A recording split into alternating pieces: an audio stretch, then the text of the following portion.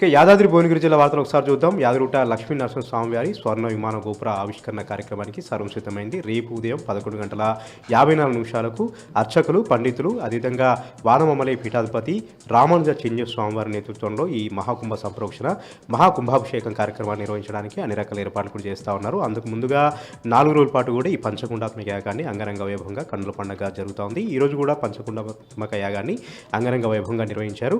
రేపు పండితులు నిర్వహించినటువంటి 11:54 స్వామివారి స్వర్ణ దివ్య విమాన గోపురాన్ని ఆవిష్కరించి స్వామివారికి అంకితం చేస్తామని కూడా అర్చకులు చెప్తా ఉన్నారు.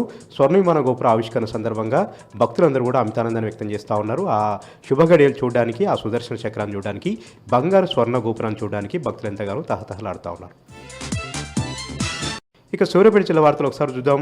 సూర్యాపేట జిల్లా తొంగుతోతి నియోజకవర్గంలో కాంగ్రెస్ పార్టీ ఎమ్మెల్యే మందుల సామేలకు నిరసన సెగదగిలింది. కాంగ్రెస్ పార్టీలోనే 2 వర్గాలు కొట్టుకుంటూ 2 వర్గాలుగా చీలిపోయారు. మోత్కూరు మండలం సదాశివపురం గ్రామంలో ఎమ్మెల్యే పర్యటన సందర్భంగా పాత కొత్త కార్యకర్తలు ఘర్షణ దిగారు.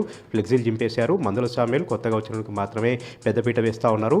జెండా మోసి పార్టీ కోసం కష్టపడ్డటువంటి కాంగ్రెస్ పార్టీ కార్యకర్తలను పట్టించుకోవట్లేదంటూ కూడా అక్కడ నిరసన కార్యక్రమాలు చేశారు. ఫ్లెక్సీలన్నీ కూడా చింపివేసి అక్కడ నానా బీభత్సం సృష్టించారు. ఇక మరొక వార్తను చూస్తే సూర్యాపేట జిల్లా కోదాడ మండలం ఆకుపాముల గ్రామం వద్ద హైదరాబాద్ విజయవాడ జాతీయ రహదారిపైన కారు దగ్ధమైనట్టు ఘటన చోటు చేసుకుంది. ఒక్కసారిగా కారులో మంటలు చెలరేయడంతో కారులో ఉన్నటువంటి 4 ప్రయాణికులు కూడా అప్రమత్తమై కారు దిగేలోపే కారు అంతా కూడా దగ్ధమైంది. ఈ ప్రమాదంలో ఎవరికి ఎలాంటి ప్రమాదం కాకపోవడంతో అందరూ కూడా ఊపిరి పీల్చుకున్నారు. జాతీయ రహదారిపైన దట్టమైనటువంటి పొగలతో కారు బీభత్సం సృష్టించి తగలబడడంతో చుట్టుపక్కలటువంటి వాహనదారులందరూ కూడా భయభ్రాంతులకు గురయ్యారు. ఇక మరొక వార్త విషయానికి వస్తే తుంగతుర్తి నియోజకవర్గం అరవపల్లి మండలంలో, నాగారం మండలంలో, అదేవిధంగా తిరుమలగిరి మండలంలో సాగునీరు అందక పంట పొలాలను కూడా ఎండిపోతూ ఉన్నాయి. రైతులు బోర్న విలిపిస్తూ ఉన్నారు.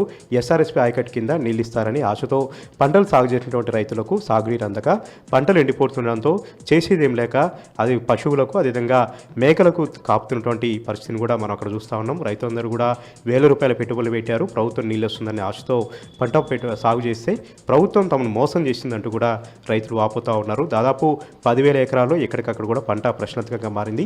పొట్టదశలో ఉంది. నీళ్ళు అందక ఎండిపోతా ఉంది. తమ గుండెలన్నీ కూడా ఎండిపోతా ఉన్నాయి. తమ గుండెలన్నీ కూడా అవిసిపోతా ఉన్నాయి. ప్రభుత్వ నిర్లక్ష్యం కారణంగానే, ప్రభుత్వం యొక్క అలసత్వం కారణంగానే తమ పంట పొలాలు ఎండిపోతున్నాయంటూ కూడా వారు వాపోయారు. ఇప్పటికైనా సరే ప్రభుత్వం చివరి ఆయకట్టు వరకు కూడా నీరు అందిస్తే, ఎస్ఆర్ఎస్పీ కాలువల్లో వారబందిని ఎత్తివేసి నిరంతరంగా సాగునీటి అందిస్తే తమ పంట పొలాలు బయటపడతాయని కూడా రైతులు వేడుకుంటున్నారు.